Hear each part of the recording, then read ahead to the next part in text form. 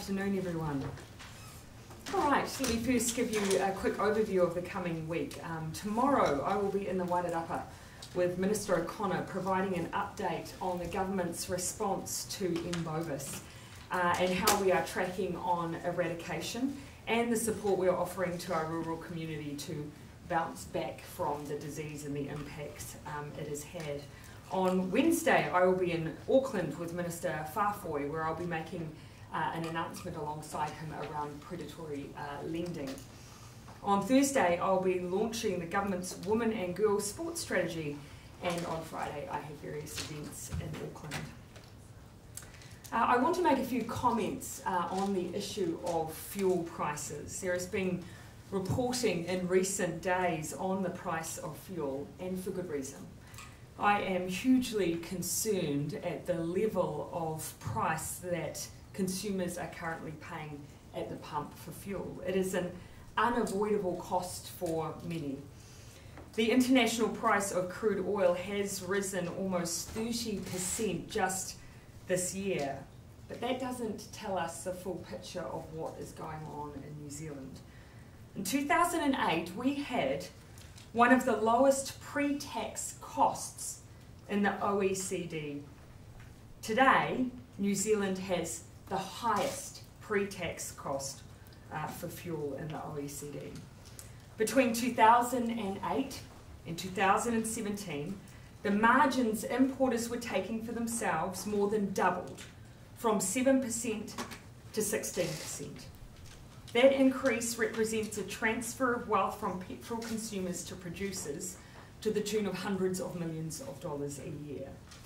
To break it down just a little bit further, between the 27th of October 2017 and 28th September 2018, this is where we have data, petrol prices have risen roughly 39 cents, of which 6.8 cents at that point could be attributed to taxes and levies, 22 cents roughly to importer costs, and 9.8 cents to importer margins. I do not see that as acceptable. We also have different fuel prices between the South Island and Wellington versus the rest of the North Island. While there may be a slightly high cost of transportation in the South Island, it is no way near equivalent to the difference in fuel prices now. Prior to the 2015, fuel prices were reasonably similar across the country, but by 2017, average gross margins in the South Island and Wellington had grown to almost 10 cents versus the rest of the North Island. Now, nearly all countries in the OECD pay more than 50% of tax on the cost of fuel. That's the cost of governments investing in infrastructure that we all need to use. Fuel excise in New Zealand is one of the lower ones in the OECD, around 5th lowest. When we add excise and fuel costs together, our fuel prices are the 20th lowest out of 33 OECD countries. But I want to remind you again, pre-tax, as of today, we are the highest cost for fuel in the OECD, and some of that cannot be explained. I do not think that is acceptable. Given the concerns about anti-competitive behaviour in the fuel market, we are going to be prioritising the passing of the Commerce Amendment Bill through second and third reading in the House when we resume next week. My expectation is that it will complete all stages by the second sitting week. This bill will create the ability to undertake market studies and will compel companies to produce information to the Commerce Commission to fully understand how markets are functioning. Once the bill has been passed, there will be a 1-month transition period before the Act comes into force. We're going to make use of that transition period. Minister Faafoi will seek nominations from fellow ministers for possible market studies. I will be nominating the fuel market as a priority area. Minister Faafoi will then take a paper through Cabinet and have the terms of reference for that market study agreed, which he will then consult on. That is a statutory requirement. The study, I anticipate, will report back next year and we will prioritise a response to it. I want to acknowledge that we have been here before. The last government tried to undertake such a review but struggled to get the cooperation of the fuel industry. That is why we are passing legislation that will allow us to undertake a full market study and will require their cooperation.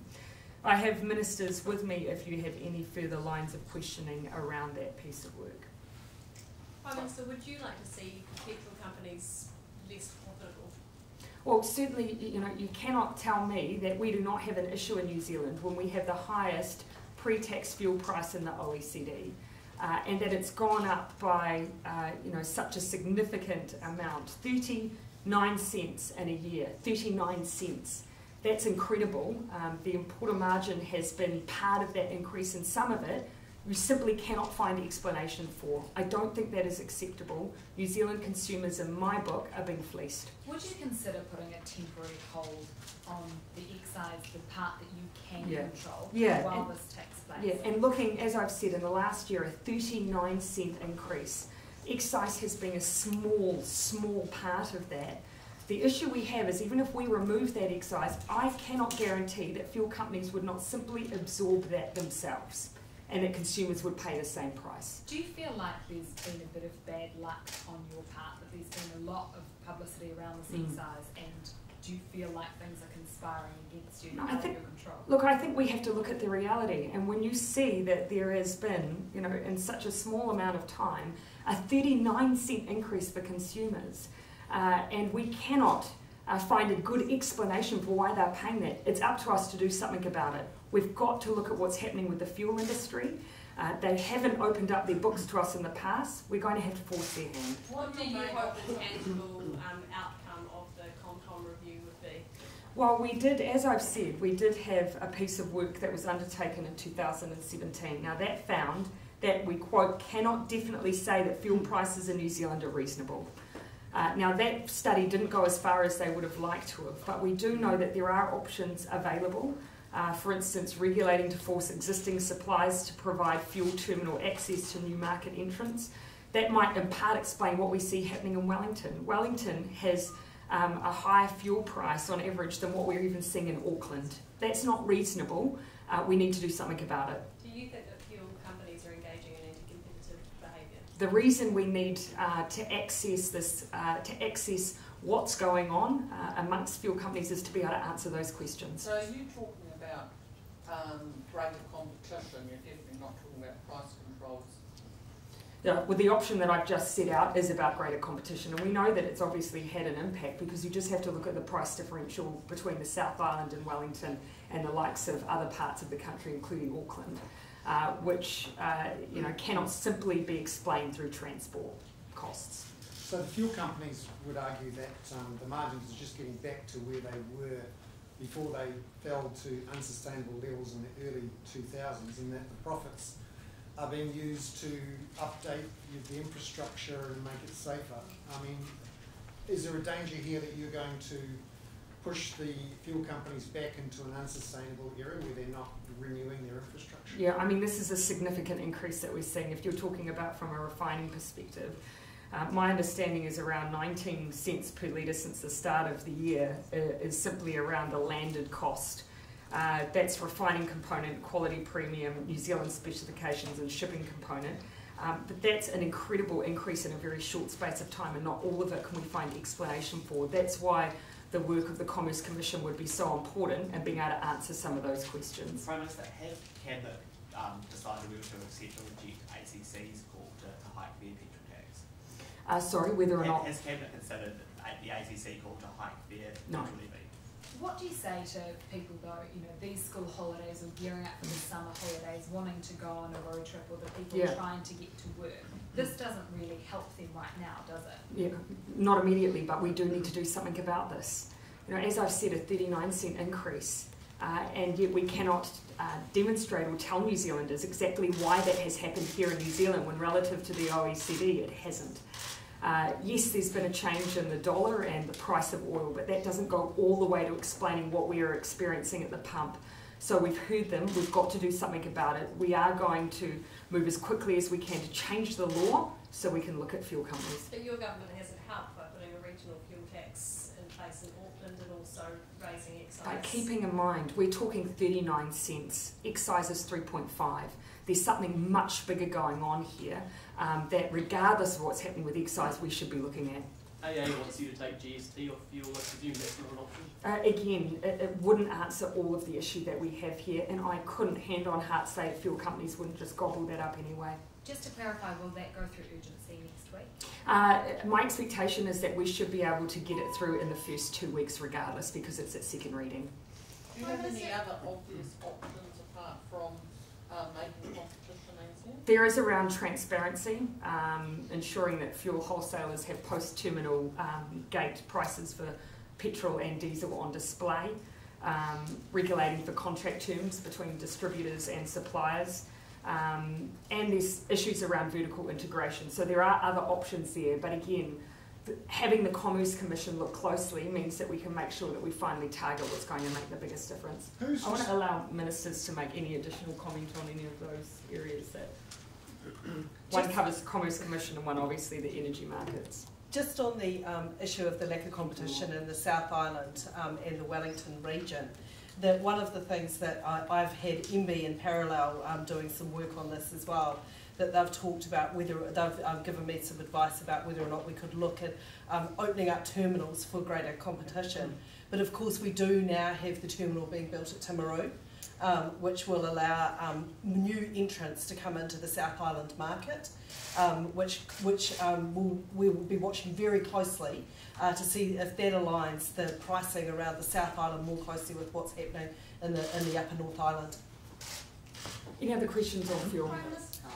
Not on fuel? Right. Oh, one more? Sorry? Yeah, sorry, Ben. Just on fuel, which company is responsible, do you think, for this increase in margins? It seems to have been closely aligned to the change to Z Energy. I'm not going to call that out specifically. That's what we're going to utilise the Commerce Commission for. Do you think the Commerce Commission made a mistake by allowing Z Energy to buy filters? I'm not going to again make an individual comment on that. I think we need to look at the industry as a whole. Regarding you mentioned transparency, regulating contract terms and other options that you have, would you, if you were to implement any of that, would that be post-market study, or would you hold that as a threat? Post-market study. We want to see what the Commerce Commission comes back with. We want to make sure that whatever we do, it's going to make the biggest difference possible for consumers. Should petrol companies be legally mandated? Should companies be legally mandated to sell petrol at the same price in Auckland and particularly? Again, I'm not going to preempt any of that. Of course, there will be transportation costs here, but what I'm saying is that there definitely seems to be an indication of there being a competition issue in the Wellington and South Island. Outside of the investigation, as a moral stance, do you think that should be right? As a moral stance, I think New Zealanders are paying too much. All right, on other issues then. Thank you. Prime Minister, would you expect officials under your government to shop out access to New Zealand freshwater? No. I have to say, I've just been handed one of the documents that was used in July of 2005, which details aquifers that, for all intents and purposes, look like they might be for sale. West Coast Franz Josef was listed as one of the pristine glaciers that overseas investors might come and want to take a stake in. I find it incredible that we would have been in that position in 2015 and absolutely unacceptable. How extensive was this issue at that time, and is it still continuing? Oh, obviously that's under this government. We've now said under the work that we're doing with the OIO that we consider that to be a highly sensitive issue. The notion that a past government would have instead been promoting it when we're trying to discourage people from investing in that way for the purposes of exporting overseas seems incredible to me. NZTE's role, though, is to promote opportunities in New Zealand. Do you not see bottling freshwater as an opportunity? No, I do not. Where are you at in terms of your royalties on bottled water? Yeah, and that's something that Minister Parker will have a little bit more to say on down the track. We were looking at all of the options around how we could ensure that we do not see that ongoing bottling and export without there being any return or benefit to New Zealand. And there's a number of different mechanisms that could be used. But I think what you can take away is that far from wanting to promote it, we think there should be New Zealanders have a much bigger stake in freshwater, and the idea of promoting it abroad just does not sit well with us. And What's yet the you hold signed up up the with that expansion. royalties? What's the hold up with the royalties? It does have some complexity around the kind of mechanism that you would use and ensures that we stick with the rules and obligations we have from a trade perspective. Given this went unnoticed for so long, well, I mean, given NZTA was doing this for so long, will you be, I guess, taking a look at all the opportunities NZTA is promoting? We have really, I have fairly reasonable insight as to what they tend to promote now. Certainly, when we take trade missions and delegations abroad, that gives us a little bit of an insight as to where NZTE's focus is, and certainly this is not it now, but the fact that it once was, I find very disturbing. On the Penlink road process, is using a Chinese company to build the road perfect? I don't have detailed information for you on that, Togo. I'd be happy to come back if you want to give me a little bit of time to look into that. So one of the lawyers representing Meka Whaitiri wrote in a letter to the investigation that an email you had received about the issue that kind of brought to everyone's attention was kind of a blackmail threat and had very threatening language in it. Would you characterise it that way? No, look, that wasn't the basis on which I looked into this issue. I looked into this issue on the basis of it being raised by an employee. Was the email at all threatening? Oh, look, regardless of how anyone would characterise it, it made no difference to the fact that I decided it needed to be looked into. Prime Minister, the so-called, just at the back here. Yeah, thank you, sorry. The so-called tampon tax. James used to do that as well. I'm a bit taller than him. Really? The so-called tampon tax. Marginal. Is set to be scrapped. States and territories I heard about that. Have agreed to remove the GST on sanitary products. Are you open to your government adopting a similar approach here in New Zealand to make these products more accessible, more affordable to New Zealand? When it comes to the substance of the issue, accessibility and affordability, yes, we should be mindful of that and worried about that. We have NGO groups and charitable organisations who are, for instance, ensuring through and who are supported by the government to provide some of these, who are providing these products in schools, for instance. That's one thing we can do to overcome that barrier. Otherwise, though, we have no exceptions in our GST regime, and there is a real benefit to that, and that's why we haven't looked at providing those kinds of exemptions. Just on Penlink again, it's a Chinese company offering to bankroll a road from Whangaparua to the northern motorway. What are the risks of perhaps getting in debt to a Chinese company like that? Again, I would want to look at the detail of what's being proposed before I would make any comment on it. Your government has been very critical of China's influence in the Pacific. Could this be seen as an example of that? Oh, we have examples of JVs across the country, but I don't want to specifically comment on any one in particular without looking at the detail. Last week, the Department of Internal Affairs came out and said that they were spending $1 million on upgrading and maintenance for your premier home house. Could you just provide a little bit of insight about what that money is going to be going towards? Yeah, my understanding is that there was a review undertaken before there was a change of government around particularly the security provided at Premier House. So that was instigated before we came in and completed, I think in 2017. I'd need to go and check. So primarily, my understanding is that that funding was for security upgrade around Premier House. And I think some minor infrastructure issues, like for instance, I believe that the leaking roof might have been included in that. Are you happy with the $1 million price tag, or do you think that's? I have, so I have asked for a breakdown as to what is likely to be spent on. I've had a little bit. I've had a quick brief on what is included, but I'm waiting for a bit more detailed information. What it is fair to say is it's not a substantive restructure or redevelopment of the house itself. It's around security. What kind of security? Are we talking fences, electric wires, things like that? Yeah, before I get into too much of the detail of some of the security protocols around the house, let me first just go and get into that detail myself. I think the fact I'm asking questions means that I'm raising questions about that spend. But, otherwise, I acknowledge that things like fixing the leaking roof were things that probably needed to happen. Possums, though, are just our problem. Doesn't Premier House need an upgrade, though, and don't you need a brave Prime Minister to say, look, we've got to do that? It represents New Zealand to foreign dignitaries. Yes, and yes. So would you look at that? I'm not looking at that currently, no. I will make sure we get the possums out of the roof, though. But isn't that important, because it is a little bit tired and shabby, and we're having fun. Do you mean the downstairs or the upstairs? I do mean the downstairs. Actually, the downstairs is the good bit. Look, you know, I'd say actually that I think the public-facing area of Premier House, which, you know, I'm very keen to constantly ensure is being utilised. It's utilised by government departments, it's utilised by community groups, and that's as it should be. The downstairs, I think, is actually in pretty good shape, but there are a few maintenance issues that we need to keep on top of. Will I be refurbing the bit I live in? Absolutely not. A Saudi journalist who's also an American resident was seemingly murdered after he walked into a Saudi embassy in Turkey earlier this week. This is a country we have a relationship with. Do you have any comments on that? Yeah, I have asked NZTE to make sure that they keep me briefed, and we share the concerns that are being raised by other countries. Of course, we proudly maintain and uphold standards around human rights issues, and so obviously from that perspective we'll be keen to hear how this issue develops as we have more information. A group of women have taken a human rights complaint regarding their access to abortion.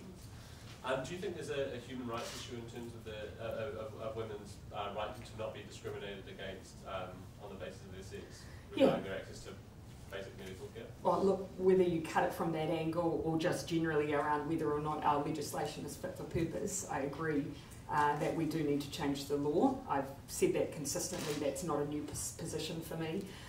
It's in the Crimes Act. I don't think it should be, not in 2018. And on the issue of the Crimes Act, the Law Commission's coming back this month with recommendations, not recommendations, sorry, findings. Yes. You will presumably make some recommendation on that. Yes. Is there any indication of what that might be? What not yet, but we will of course be making them public. And it will be a conscience vote. Will you be putting pressure on your Labour Party MPs to vote a certain way? No, right. So the point, the letter that we wrote to the Law Commission gave some pretty tight parameters around our expectations, removing it from the Crimes Act. My expectation is still, though, that we'd have a conversation with caucus around those findings, but there are obviously some strongly held views amongst some. But we are trying to, of course, ensure that what we're doing is really modernising the framework in New Zealand. Will modernising the framework fix the geographic inequities? The West Coast person who has to drive to Christchurch 3 times to get the right number of...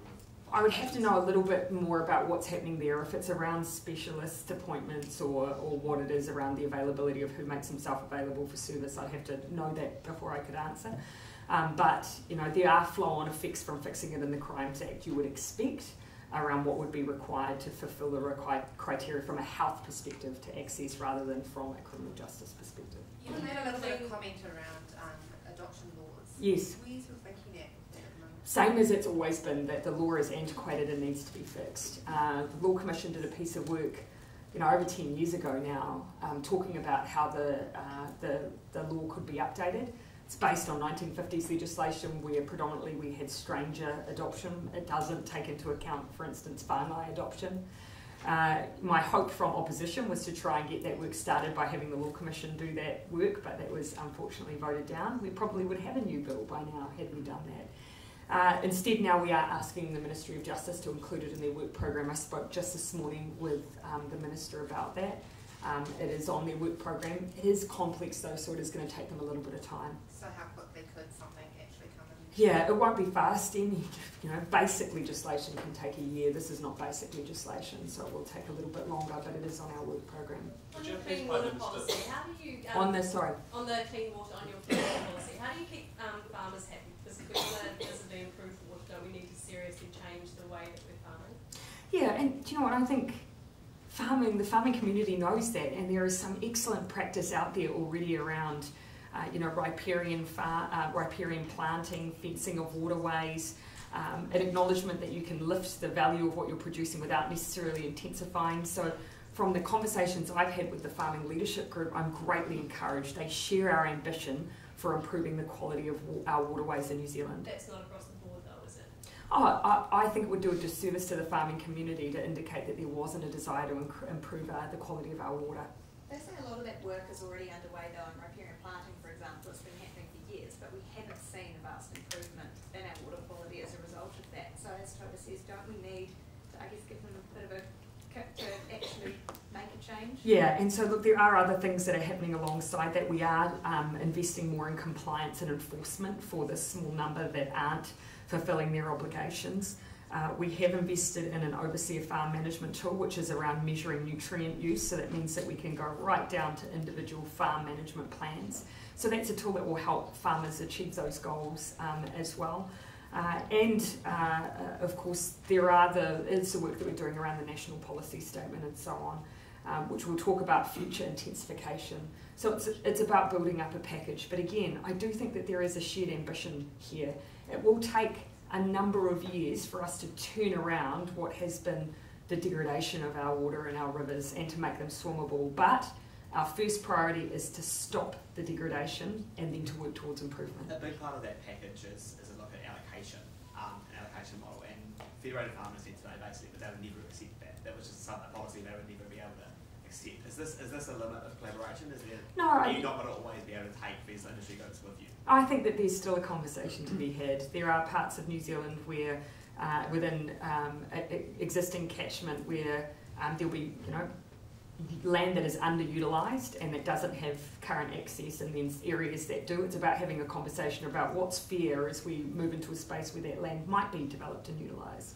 The Japanese Prime Minister has said that his country would welcome the UK's entry into the CPTPP with open arms. What's our position on that? Yeah, I mean, for us, as with all CPT nations, we're all CPTPP nations, we're all subject to a renegotiation period if anyone wishes to come in. This is one of the bases on which we said it was better to be in rather than out, because of course there is the likelihood that markets we want to ensure we continue to have access to may wish to opt in. It's not automatic though, so we do have the ability to argue from our individual perspective for things we want to protect and preserve through that process. But as a principle, we would like them in rather than out? Or? Oh, well, of course, we're driving towards ensuring that we're one of the first that has an agreement post-Brexit with the UK, so obviously we want to ensure we guarantee our trade links there. All right, last question. On Henry's question, by having the allocation debate, are you concerned you're going to reopen the ownership debate? No, we've made our position on that clear. Just all right, thanks everyone.